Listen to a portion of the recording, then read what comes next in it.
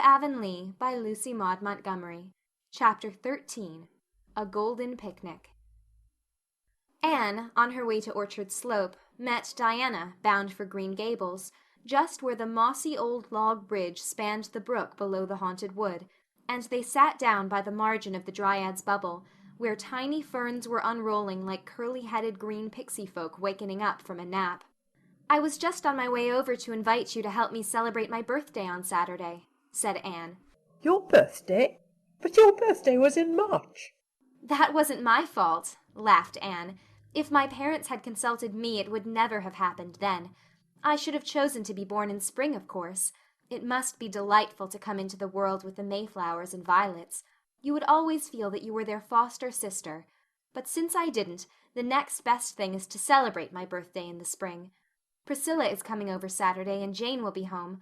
We'll all four start off to the woods and spend a golden day making the acquaintance of the spring. We none of us really know her yet, but we'll meet her back there as we never can anywhere else. I want to explore all those fields and lonely places anyhow. I have a conviction that there are scores of beautiful nooks there that have never really been seen, although they may have been looked at. We'll make friends with wind and sky and sun and bring home the spring in our hearts." "It sounds awfully nice," said Diana, with some inward distrust of Anne's magic of words. "but won't it be very damp in some places yet?" "Oh, we'll wear rubbers," was Anne's concession to practicalities. "And I want you to come over early Saturday morning and help me prepare lunch. I'm going to have the daintiest things possible. Things that will match the spring, you understand. Little jelly tarts and ladyfingers, and drop cookies frosted with pink and yellow icing, and buttercup cake. And we must have sandwiches, too, though they're not very poetical." Saturday proved an ideal day for a picnic, a day of breeze and blue, warm, sunny, with a little rollicking wind blowing across meadow and orchard. Over every sunlit upland and field was a delicate, flower-starred green. Mr. Harrison, harrowing at the back of his farm and feeling some of the spring witch-work even in his sober, middle-aged blood, saw 4 girls, basket-laden, tripping across the end of his field where it joined a fringing woodland of birch and fir. Their blithe voices and laughter echoed down to him. "It's so easy to be happy on a day like this, isn't it?" Anne was saying, with true Annish philosophy. "Let's try to make this a really golden day, girls, a day to which we can always look back with delight. We're to seek for beauty and refuse to see anything else. Begone, dull care. Jane, you are thinking of something that went wrong in school yesterday." "How do you know?" gasped Jane, amazed. "Oh, I know the expression. I've felt it often enough on my own face. But put it out of your mind, there's a dear. It will keep till Monday. Or if it doesn't, so much the better. Oh, girls, girls, see that patch of violets. There's something for memory's picture gallery. When I'm 80 years old, if I ever am, I shall shut my eyes and see those violets just as I see them now. That's the first good gift our day has given us." "If a kiss could be seen, I think it would look like a violet," said Priscilla. Anne glowed. "I'm so glad you spoke that thought, Priscilla, instead of just thinking it and keeping it to yourself. This world would be a much more interesting place, although it is very interesting anyhow, if people spoke out their real thoughts." "It would be too hot to hold some folks," quoted Jane sagely. "I suppose it might be, but that would be their own faults for thinking nasty things. Anyway, we can tell all our thoughts today because we are going to have nothing but beautiful thoughts. Everybody can say just what comes into her head. That is conversation. Here's a little path I never saw before. Let's explore it." The path was a winding one, so narrow that the girls walked in single file, and even then the fir boughs brushed their faces. Under the firs were velvety cushions of moss, and further on, where the trees were smaller and fewer, the ground was rich in a variety of green growing things. "What a lot of elephants' ears!" exclaimed Diana. "I'm going to pick a big bunch. They're so pretty." "How did such graceful feathery things ever come to have such a dreadful name?" asked Priscilla. "Because the person who first named them either had no imagination at all or else far too much," said Anne. "Oh, girls, look at that!" That was a shallow woodland pool in the center of a little open glade where the path ended. Later on in the season it would be dried up and its place filled with a rank growth of ferns, but now it was a glimmering placid sheet, round as a saucer and clear as crystal. A ring of slender young birches encircled it, and little ferns fringed its margin. How sweet! Said Jane. Let us dance around it like wood nymphs, cried Anne, dropping her basket and extending her hands. But the dance was not a success, for the ground was boggy and Jane's rubbers came off. You can't be a wood nymph if you have to wear rubbers, was her decision. Well, we must name this place before we leave it, said Anne, yielding to the indisputable logic of facts. Everybody suggest a name and we'll draw lots. Diana? Birch Pool, suggested Diana promptly. Crystal Lake, said Jane. Anne, standing behind them, implored Priscilla with her eyes not to perpetrate another such name, and Priscilla rose to the occasion with Glimmerglass. Anne's selection was The Fairy's Mirror. The names were written on strips of birch bark with a pencil schoolma'am Jane produced from her pocket and placed in Anne's hat. Then Priscilla shut her eyes and drew one. Crystal Lake, read Jane triumphantly. Crystal Lake it was, and if Anne thought that chance had played the pool a shabby trick, she did not say so. Pushing through the undergrowth beyond, the girls came out to the young green seclusion of Mr. Silas Sloane's back pasture. Across it they found the entrance to a lane striking up through the woods, and voted to explore it also. It rewarded their quest with a succession of pretty surprises. First, skirting Mr. Sloane's pasture, came an archway of wild cherry trees all in bloom. The girls swung their hats on their arms and wreathed their hair with the creamy, fluffy blossoms. Then the lane turned at right angles, and plunged into a spruce wood so thick and dark that they walked in a gloom as of twilight, with not a glimpse of sky or sunlight to be seen. "This is where the bad wood elves dwell," whispered Anne. "They are impish and malicious, but they can't harm us, because they are not allowed to do evil in the spring. There was one peeping at us around that old twisted fir, and didn't you see a group of them on that big freckly toadstool we just passed? The good fairies always dwell in the sunshiny places." I wish there really were fairies, said Jane. Wouldn't it be nice to have 3 wishes granted you? Or even only one? What would you wish for, girls, if you could have a wish granted? I'd wish to be rich and beautiful and clever. I'd wish to be tall and slender, said Diana. I would wish to be famous, said Priscilla. Anne thought of her hair and then dismissed the thought as unworthy. I'd wish it might be spring all the time and in everybody's heart and all our lives, she said. But that, said Priscilla, would be just wishing this world were like heaven. Only like a part of heaven. In the other parts there would be summer and autumn. Yes, and a bit of winter too. I think I want glittering snowy fields and white frost in heaven sometimes. Don't you, Jane? I don't know, said Jane uncomfortably. Jane was a good girl, a member of the church, who tried conscientiously to live up to her profession and believed everything she had been taught. But she never thought about heaven any more than she could help, for all that.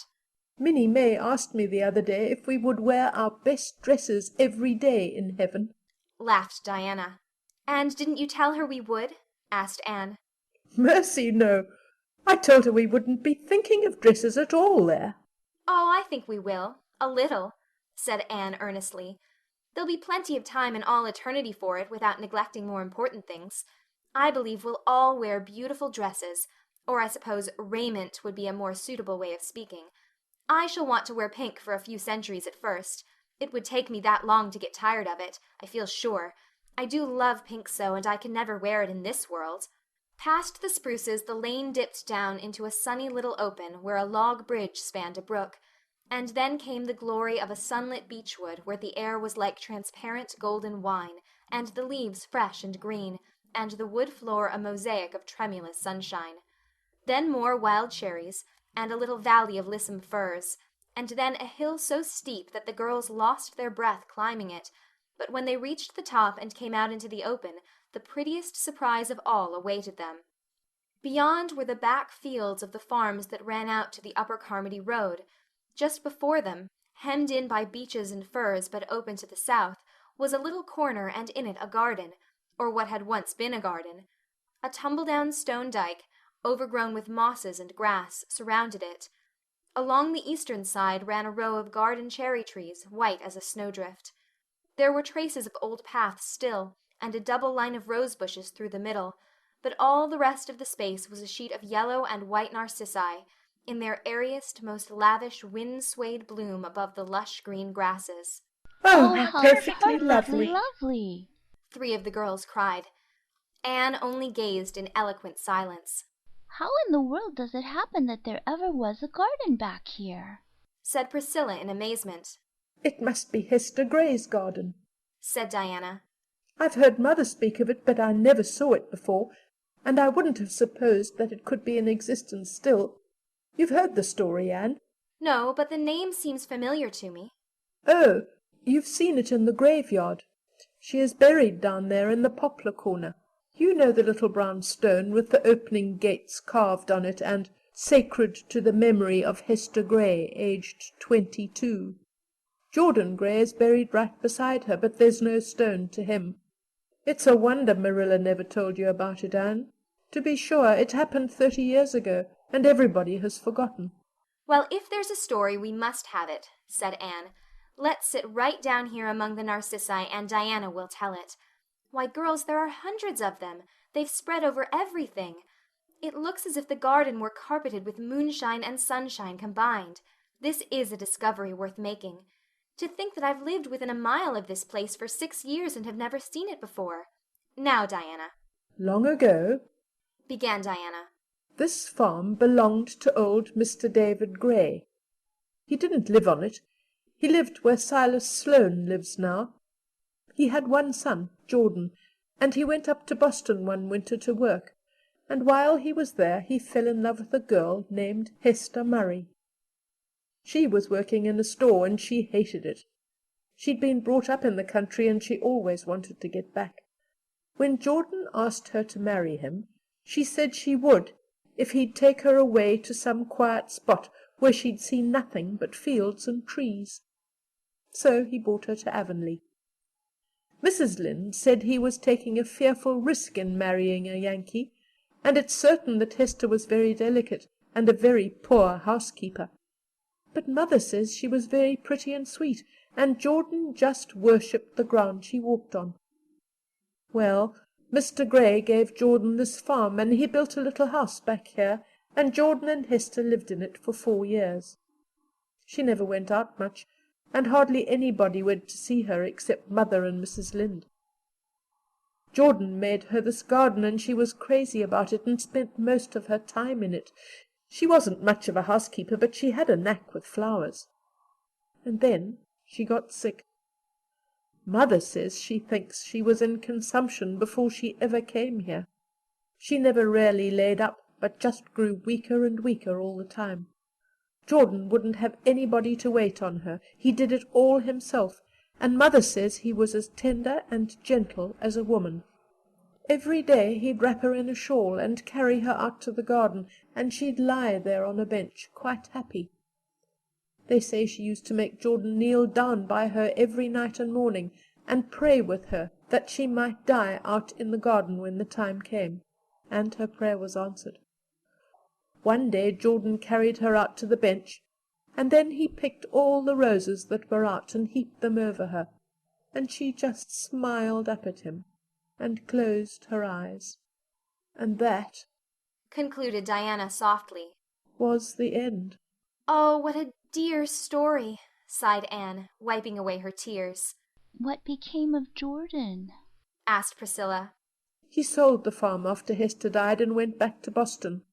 Mr. Jabez Sloane bought the farm and hauled the little house out to the road. Jordan died about 10 years after, and he was brought home and buried beside Hester. I can't understand how she could have wanted to live back here, away from everything, said Jane. Oh, I can easily understand that, said Anne thoughtfully. I wouldn't want it myself for a steady thing, because although I love the fields and woods, I love people too. But I can understand it in Hester. She was tired to death of the noise of the big city and the crowds of people always coming and going and caring nothing for her. She just wanted to escape from it all, to some still, green, friendly place where she could rest. And she got just what she wanted, which is something very few people do, I believe. She had 4 beautiful years before she died, 4 years of perfect happiness, so I think she was to be envied more than pitied. And then to shut your eyes and fall asleep among roses, with the one you loved best on earth smiling down at you. Oh, I think it was beautiful," She set up those cherry trees over there. said Diana. She told Mother she'd never live to eat their fruit, but she wanted to think that something she had planted would go on living and helping to make the world beautiful after she was dead. "I'm so glad we came this way," said Anne, the shining-eyed. "This is my adopted birthday, you know, and this garden and its story is the birthday gift it has given me. Did your mother ever tell you what Hester Gray looked like, Diana?" No, only just that she was very pretty. "I'm rather glad of that, because I can imagine what she looked like, without being hampered by facts. I think she was very slight and small, with softly curling dark hair, and big, sweet, timid brown eyes, and a little wistful, pale face." The girls left their baskets in Hester's garden and spent the rest of the afternoon rambling in the woods and fields surrounding it, discovering many pretty nooks and lanes. When they got hungry they had lunch in the prettiest spot of all, on the steep bank of a gurgling brook where white birches shot up out of long, feathery grasses. The girls sat down by the roots and did full justice to Anne's dainties, even the unpoetical sandwiches being greatly appreciated, by hearty, unspoiled appetites sharpened by all the fresh air and exercise they had enjoyed. Anne had brought glasses and lemonade for her guests, but for her own part drank cold brook water from a cup fashioned out of birch bark. The cup leaked, and the water tasted of earth, as brook water is apt to do in spring, but Anne thought it more appropriate to the occasion than lemonade. "Look, do you see that poem?" she said, suddenly, pointing. Where? Where? Jane and Diana stared, as if expecting to see runic rhymes on the birch trees. "There, down in the brook, that old green mossy log with the water flowing over it in those smooth ripples that look as if they'd been combed, and that single shaft of sunshine falling right athwart it, far down into the pool. Oh, it's the most beautiful poem I ever saw," I should rather call it a picture. said Jane. A poem is lines and verses. "Oh, dear me, no." Anne shook her head with its fluffy wild cherry coronal positively. "The lines and verses are only the outward garments of the poem, and are no more really it than your ruffles and flounces are you, Jane. The real poem is the soul within them, and that beautiful bit is the soul of an unwritten poem. It is not every day one sees a soul, even of a poem." I wonder what a person's soul, would look like, said Priscilla dreamily. "Like that, I should think," answered Anne, pointing to a radiance of sifted sunlight streaming through a birch tree. "Only with shape and features, of course. I like to fancy souls as being made of light, and some are all shot through with rosy stains and quivers, and some have a soft glitter like moonlight on the sea, and some are pale and transparent like mist at dawn," I read somewhere once that souls were like flowers, said Priscilla. "Then your soul is a golden narcissus," said Anne, "and Diana's is like a red, red rose. Jane's is an apple blossom, pink and wholesome and sweet." and your own is a white violet with purple streaks in its heart, finished Priscilla. Jane whispered to Diana that she really could not understand what they were talking about. Could she? The girls went home by the light of a calm golden sunset, their baskets filled with narcissus blossoms from Hester's garden, some of which Anne carried to the cemetery next day and laid upon Hester's grave. Minstrel robins were whistling in the firs, and the frogs were singing in the marshes. All the basins among the hills were brimmed with topaz and emerald light. Well, we have had a lovely time after all, said Diana, as if she had hardly expected to have it when she set out. It has been a truly golden day, said Priscilla. I'm really awfully fond of the woods myself, said Jane. Anne said nothing. She was looking afar into the western sky and thinking of little Hester Gray. End of chapter 13.